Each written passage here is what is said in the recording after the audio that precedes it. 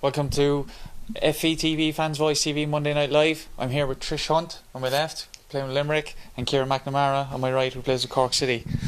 So we'll speak to you first, Trish. You're coming back from an injury, knee injury at the moment. Yeah, just I suppose I'm 7 weeks out now at the minute. Dislocated my knee actually playing against Cork. There was no one around, wasn't it? They had it out for me, to be honest. No, so just waiting now just to see how rehab goes and how long more I'll be out for. Hopefully not too long. Brilliant. And we'll go to Ciara now and we'll talk about Cork City women's. You had a game yesterday. How did it go? What shield was it? It was the Development Shield final. It was actually on Turner's Cross. We lost 5-4 in penalties to Wexford. To be honest, I think we were really unlucky not to win the game. We had so many chances. We rattled across for 3-4 times. Another day they go in and you have the game won, but sure, look, that's the way things go. When your luck is in, your luck is in. But sure, look, we'll get on to now next week and whatever and just keep going, Yeah, no, it's interesting. So we're having a topic tonight on ladies football with Fans Voice TV, and again, if you've any questions, get them in, and the girls are here to ask, because it's interesting again coming from my side, the men's side, and to see where you came from. And where did you start playing? I actually started playing with Douglas Hall. So when I started playing, there was no national league; it was just local league. At the time, I suppose Wilton would have been the actual strongest team in the league, but it was just literally representative teams then. So you'd be picked on the Cork team or you'd be picked on the Munster team, but there was no national league, and it's just progressed hugely from there, to be honest. Now that there's a chance to actually play top level. What age did you start playing at? I actually started playing very late. I only started playing when I was 17. I was actually only going on 18, which obviously is quite late. But my brother was playing League of Ireland at the time. He was actually playing with Limerick, and I think it was Una Moore who actually was down at the game, and she was like, come out to Douglas Hall. So I went out and I played there and just didn't look back since. Yeah, and Ciara, where did you start your football? I started with St Mary's boys team because there was no girls team. My dad had coached in a boys team, so he was kind of I was the oldest, so I'd say he just wanted to get me involved, and I played there till I was about 12 or 13. There was some rule that girls couldn't play at a certain age, so then I went out to Wilton, and then I went back to Mary's and Hollyhill, and then I went to Cork City when I was about 18, I think I was going to go the year before, but I was kind of I don't know, but yeah, I went when I was 18, and it was very good. Trish was there now at the time and stuff, so I knew Trish. We played with Hollyhill together in St Mary's, so she was kind of talking to me about this is what National League's about and all this, so it was good, So talking about opportunity for women, to get into football when you started out, was it very? You said you played with the boys team. There wasn't a lot of girls teams around? Not really. To be honest, I didn't even know there was girls league till kind of someone approached me. I think it was my mum's cousin or something, said, "Oh, there's a team Wilton," and sure we didn't. I was ignorant to it, I suppose. And even at that stage, people didn't really know. They were like, "Oh, you play for a girls' team?" They didn't know, and I suppose you couldn't blame them either. But I suppose since then, the game has progressed, and even this year now, and even last year in the National League, the publicity and the social media and everything has really grown. Since I started, it's really got better each year, And you find that as well, with Champions League coming into the women's is amazing. Yeah, huge. I mean, you win the league now, you're going into the qualifying rounds for the Champions League. It's just, I suppose, to see how far it's come. I remember even playing National League the first year, playing with Cork City, and people again were shocked that Cork City had a women's team. It was what? Even I remember sitting in the Aviva actually, and there was at one of the games, and there was a women's National League game between Shells and Wexford on beforehand, and there was men behind me saying, "Sure, we never knew there was women's teams." It's just it's progressed hugely, and as you say, the Champions League now, there's real opportunity there to play at the top level, and it's going the right direction. It's getting bigger and bigger. And if you're looking up to, I suppose, footballers around the world, and when you were growing up, who would you have looked up to? Oh God, I don't know. I suppose. Gee, that's a tough one to put me on the spot. I suppose being from Cork, I suppose you kind of look at Roy Keane, kind of being on the north side of Cork, kind of that's the person you look at. I didn't really not that I didn't look up to anyone in particular, but being a kind of girl who kind of just went along, you did your bit, that kind of way. But I suppose my dad kind of he didn't play. Well, he played like, but he wouldn't play at a high level. But like, he was always the kind of person I went to kind of like, do you know, if I didn't know how to do that, no, he kind of he'd tell me anyway. Like, but yeah, he was kind of the person really that I kind of like went to, my go-to person, I suppose. Like, do you know. That's something I find about women in coaching, and a lot of coaches say the same as well, is that they'll actually pay a lot more attention and they'll be a lot more willing to learn, like in drills and stuff like that, what you're saying, to take everything on board. But when did you realise that, you know, like, I'm actually a good footballer here, like? I don't know. But I suppose like when you started making kind of Cork teams and things like that and Gainer Cup, you kind of go, oh, this is like, you can actually go to the next level, and kind of when you went to Munster teams and Irish teams, things like that, you're kind of going, I'm actually kind of, I mightn't be too bad here, like, you know. But I suppose it still doesn't really sit it. Does it still, I don't know, you're playing nationally, you're playing for Limerick, playing for Cork City, I still don't think like makes much of a difference. Like, it's still the same girls I grew up playing with, you know what I mean, playing against, like. So I don't know, it's just kind of go with it, like, you know, it's good all the same, like. And I suppose, yeah, looking at opportunity now for women in football in Ireland, is there much opportunity? Is it like the men's game, you know, everyone wants to get to England? Well, I suppose in the women's game, the biggest place to go is probably America. You know what I mean? Like, obviously, to play in England and play with the likes of Arsenal and clubs like that, like, there's a lot of players in the National League now actually going to England, but the real place to actually play, like, the top level is America. Like, that's the place to go. Denise O'Sullivan's over there now at the minute. They just won the NCAAs and the championships.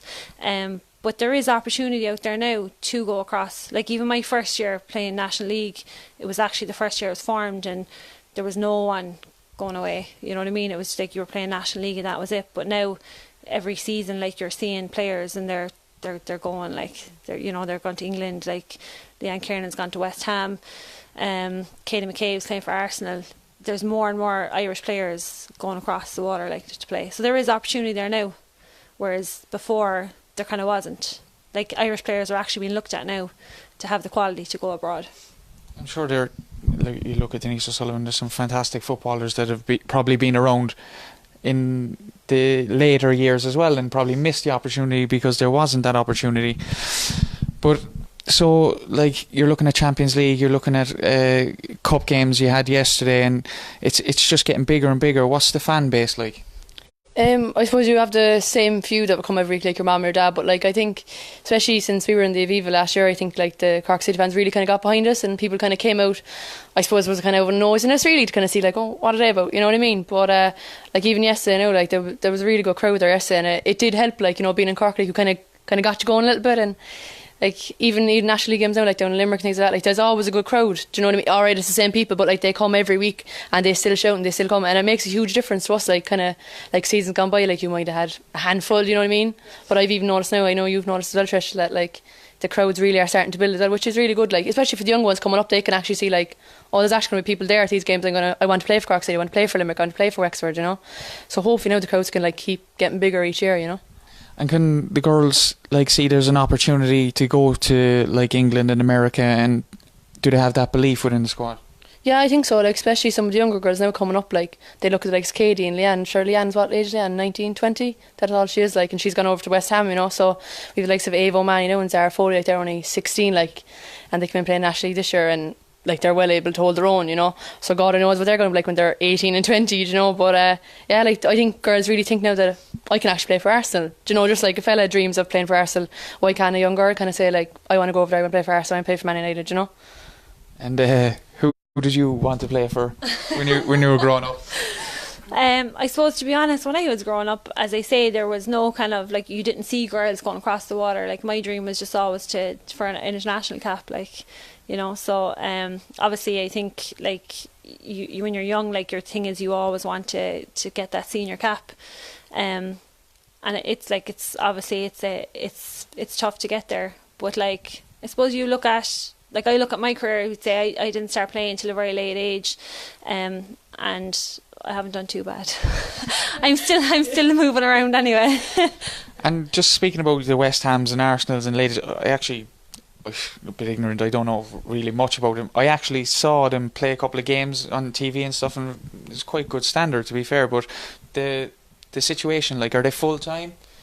I think the majority of them would be. I know some of the clubs are not full time over there, but as far as I know, the majority of them are full time. Like I know just from being kind of friendly with Denise, when Denise was in Glasgow, like she was full time. Like they trained every day, and so I would say that like clubs like Arsenal and stuff like that would probably be on more of a full time basis.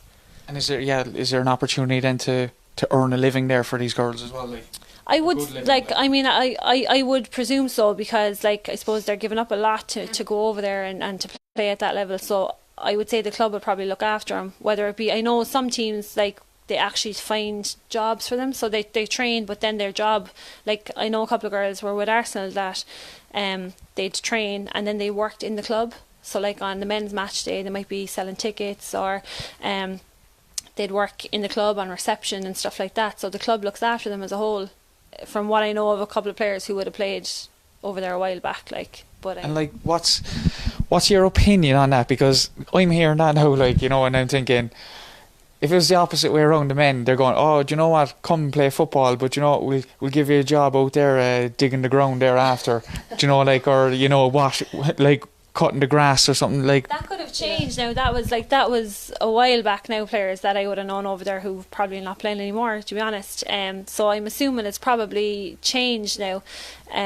But like the women's game is still very much in transition. It's like to even get the crowds now. I know in England they do get a lot bigger crowds than here, but like Ciara will tell you, like everything we do, it's voluntary. Like we don't get paid. Like we train 2-3 nights a week, same as the men. We travel every weekend and we do all that off our own back. Still have to go to work, but hopefully down the line for like the 17s league now starting up for players coming through, like hopefully we can be the people that, you know, have kick-started this off and build it up, and hopefully they will get paid, and they probably deserve more than the men, to be honest.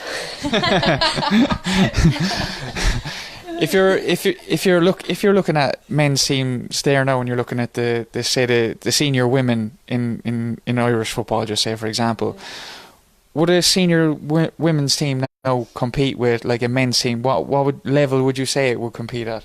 As in physically or fitness and all that kind of stuff, like. Yeah, well, physically it's going to be different, but able to get the ball down and play, like. I think like someone like you look at Denise, like I don't think there's a fella in the Irish team that is good on the ball as Denise, like, and I don't think they could push her off it either, like. But I suppose there is that physicality thing, but like I think girls tend to, I don't know, but like I think lads are a bit dramatic, like when they get there's one or two girls now, right, like Katie McCabe is a prime suspect for this, like she would go down a bit, like, but in fairness, like a lot of the girls like just get up and get on with it, like, you know, we get a hard knock, we kind of shrug it off, like, and get up. I know it's terrible, no, but like fellas seem to just like do a big song and dance with it, like. They like the Rush Me shots. Yeah. It's fellas, you're soft out, like.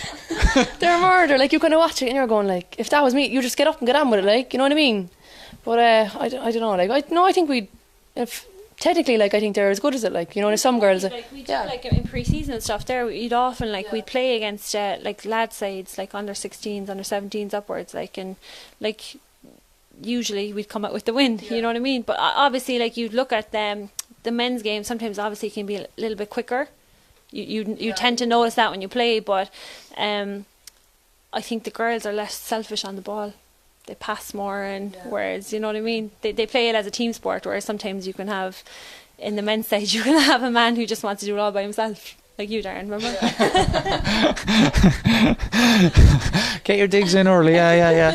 But yeah, no, like when you do watch a women's game, you can see the coaching coming out in them. I can see it straight away, like, you know, they've gone through a coaching process here, because they seem to, as you said, it is that bit slower, whereas the lads are quicker. But again, lads are playing like longer than probably these women's teams, and they're training more, and that's where the quickness comes into it. And you've got so take us through your training week there, even with Cork City. Well, I suppose I play with UCC as well, so I'm training with them as well. So I suppose I'd be training with UCC on a Monday, training with City on a Tuesday, training with either City in the gym on a Wednesday, or else UCC on the pitch on a Wednesday, then City on a Thursday and City on a Friday, match of the weekend. So, like, to be honest, I'm training as much, if not as more, than the fellas. And, you know, it's a hectic week, like, but I mean, I wouldn't be doing it unless I love it, do you know what I mean? But you have some weeks and you're going like, Trish said, like, you'll be finished work, or you finish college or school, and you're going to go, I'm allergic to this, like I can't go out there, like, you know what I mean? It's lashing rain, it's January, it's pre-season, you're like, nah. I suppose then you just kind of get over them days, like, and, you know, you just get on with it, like, but, yeah, I know, like, we'd have a fairly hectic schedule now. Trish would be the same, like, because she'd be up and down to Limerick and things like that, like, and as she said, like, it's all voluntary, like, she's not getting paid to go up and down, do you know what I mean? So, like, I don't know, it's just, we just keep going because we love it, like, do you know what I mean? Well, look, you're living in Ireland, you're going to get those wet, cold days. But to be fair, on the men's side, we hate it as well. Yeah, I know. And we're getting softer as well because we got all these long pantses now. And, you know, are the women wearing all the long pantses and the gloves and hats? Oh, if anyone knows me, as one of the girls said to me, I was born in a body warmer. Like, even yesterday, I think I was the only one on the pitch who had a body warmer on. Trish knows me, like, I'd be wrapped up. Like, I can only see my eyes, like, in winter, like, but... I suppose, am I a bit of a softie? No, I'm not, like, but I like being warm, like, do you know what I mean?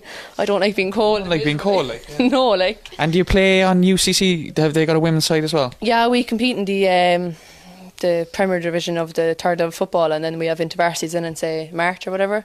So yeah, we're actually starting our league tomorrow away to Carlow.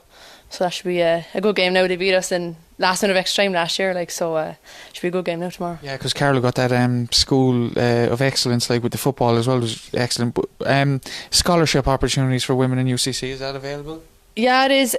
For the last years, I've been lucky enough. I've been on the Roy Keane Soccer Scholarship. There's also Cork one, which is like all sports. So you would like say Amy O'Connor now and Ciara O'Connell and all them. They would have been on that, like, in Paul O'Donovan now, all them kind of people. They're on that, like. So that's a higher up one. But I'm lucky enough to get in the Roy Keane one. So no, it helps. Like, I kind of get one instalment, say, first this side of Christmas, and another instalment the other side of Christmas, which really helps. Like, do you know, because you don't have to be worried about getting well, I have a job now, like, but like kind of last 3 years, like, I didn't have to worry about getting a part-time job or whatever, you know, things like that, like. So it does help, like, and we've access to the Mardyke and physio and all that kind of stuff, like. Fair play, geez, not easy to get money out of. No. And you're up in Limerick at the moment. What's the setup like there? To be honest, now it's been fantastic. Like, at the start of the season, the chairman came into us and he was like, the only way they were taking a women's team was if they got everything the same as the men's senior side. So from the start of pre-season, we trained exactly the same facilities as the men's. We were training out of UL. Again, we trained Mondays, Thursdays on the pitch, and then gym sessions on a Wednesday. And then obviously we were given our own pre-season programmes. At the moment now we're training in Hogan Park, again 2 nights a week, and then a gym night on top of it. So literally from start to finish, like, I have to say we were looked after, fantastic, proper gear, everything, you know, really well looked after there. Good coach and staff, like, lucky enough to have a goalkeeping coach. Some places don't have one because, as I say, even the coachings are voluntary. A lot of them wouldn't get paid. So from my side, just to be a goalkeeper, like, I've been with clubs where you don't have a goalkeeping coach and you're just training with the outfield players, and it is a specialised position. Like, goalkeepers do need to be trained in goalkeeping.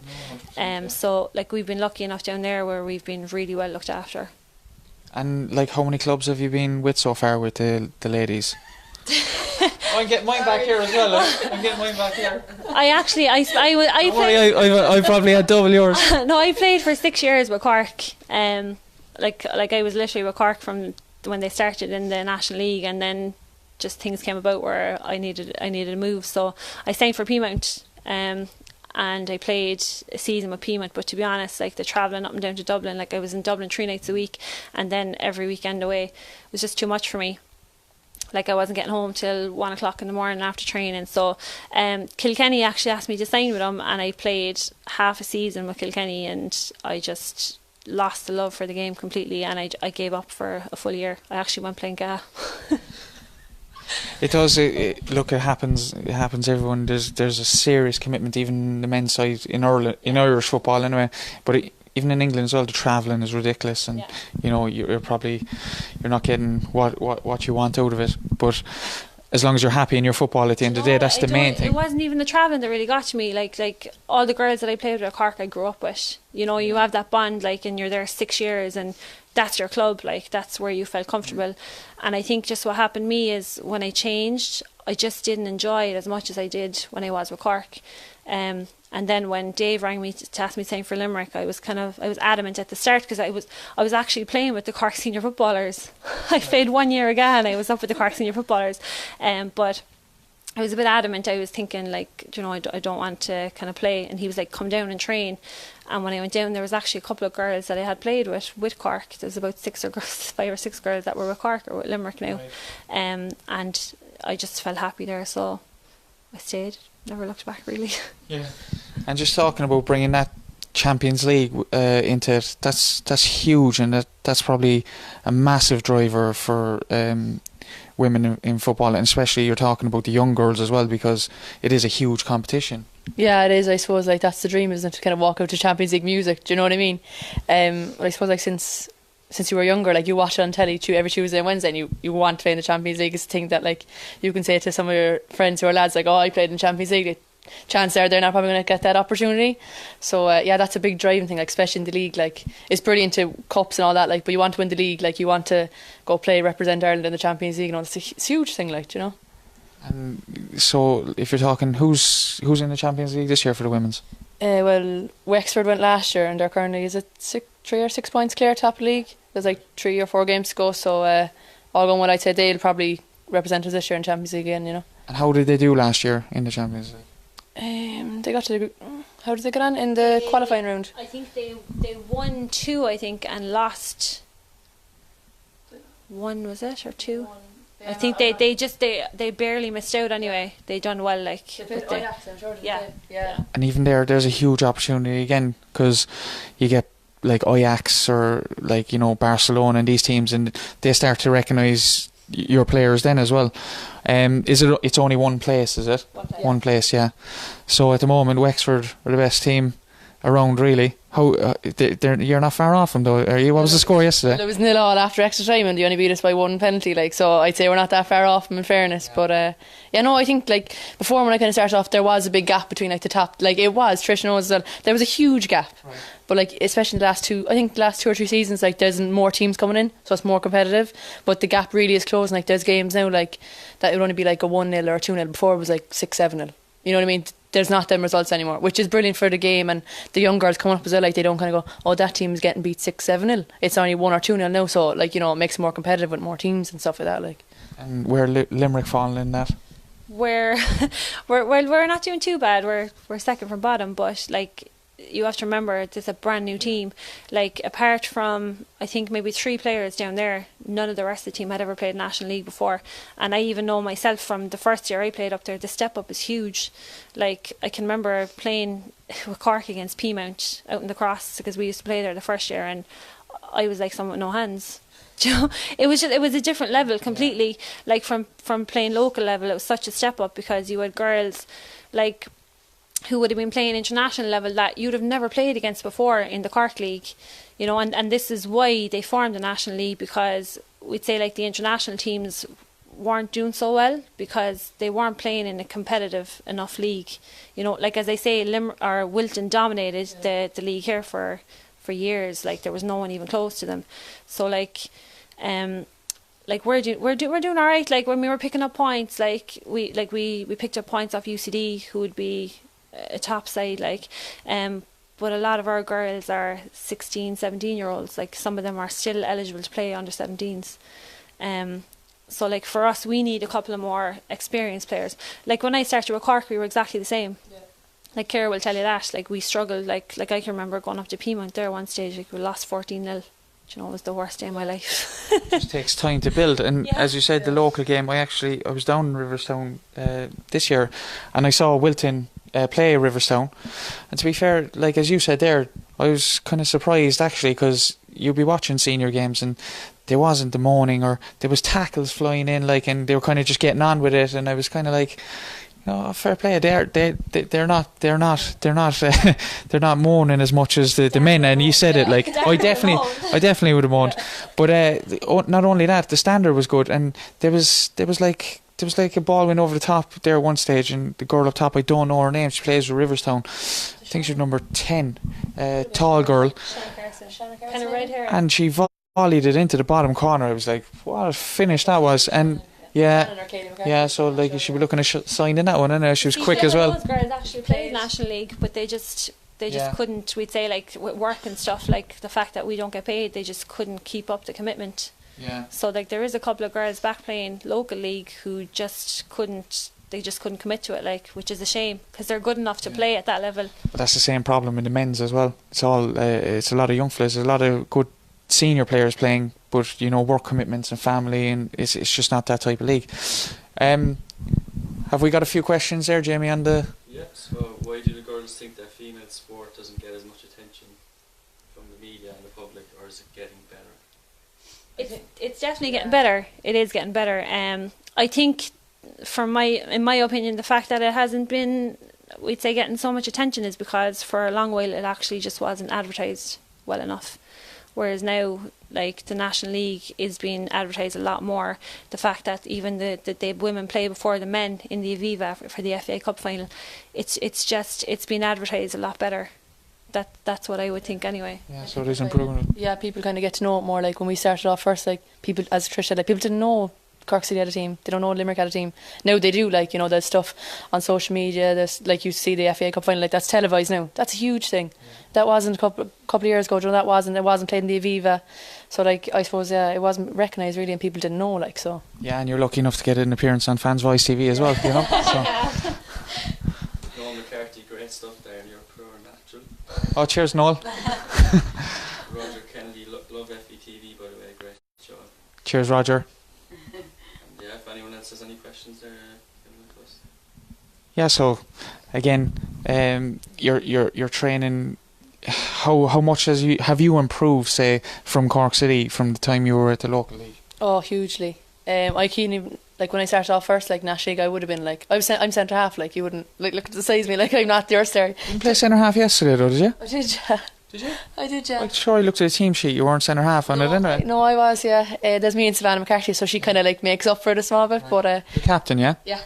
Yeah, so, like, I definitely have getting physically stronger, with the nutrition plans and fitness plans we've got and things like that, and just, like, the step up as well, like, you're playing against girls who are older than you and who have played National League for a couple of years, so yeah, I have, like, even confidence stuff like that, like, you kind of year on year, like, you kind of go, I've been in this league before, I can do it. The first year kind of like, oh, like a rabbit under headlights, you don't know what to do, but yeah, no, I have improved, like, and I suppose, like, being involved with, like, the Winter World Student Games there last year in Taiwan, that was a huge thing, like, huge experience, like, and playing against the girls or playing with the girls I play every week, and Colin Bell was a huge help in that, like, he got on board and he brought his professionalism and everything, he won Champions League, things like that, like, so have someone like him on board was a huge step as well before, like, and like, we trainings last year, like, a good few trainings and trials and stuff, and the girls were saying, like, a couple of years before, like, they turned up, like, the week before, had train session and they were gone on the flight, do you know what I mean? So we were lucky, like, last year, so hopefully now that can improve, like, and keep going more trainings and things like that, like. There you go, folks. Improve, you train, you improve. Who's the girl who pulls everyone's hair? The one who plays. Is it Sweden? I don't know who she plays for, but she does. She pulls and she punches people in the back. Yeah. Yeah. Is there any of them around Ireland, no? Babs, yeah. Angie Carey. Yeah? Yeah. I can remember playing down in Wexford one day, and there was a corner coming in. I actually remember that as well. And the Wexford player kept pushing me, and this is not a word, but like, Angie actually bit her under the arm. She never got caught. She got away with it. She sat up top of it one day, like, she just sat up top for. She was like, she would not move, like. Your mom's like, get off me, and she was like, no. Yeah. The men's game is getting softer and the women's game is going up. But look, it was great to have you on the show anyway, and I wish you all the best for the season, and you too in your recovery. Thank you. And cheers for coming on. We're going to go out there now and have a kick around, and I'm going to see how really good they are.